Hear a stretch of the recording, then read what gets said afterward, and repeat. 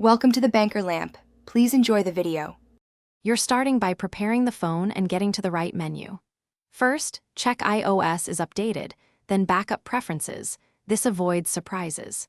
Now open Settings and go directly to Accessibility, then choose Spoken Content or Voice over depending on your goal. Once there, make sure any external audio device is connected so you can test output routing.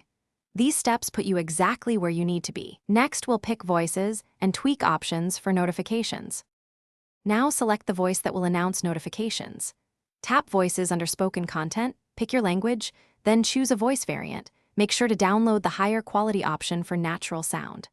Once downloaded, adjust speaking rate and pitch so alerts are neither too fast nor unnaturally slow. If you use VoiceOver, edit rotor and verbosity for notification behavior.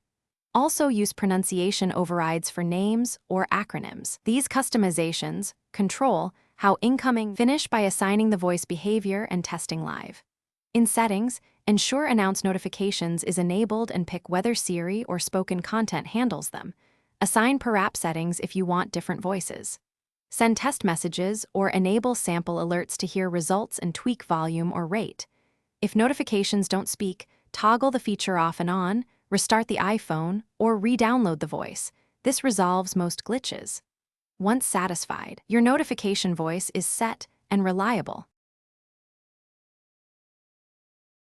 Thanks for watching. If this was helpful, leave a like and consider subscribing. See you next time.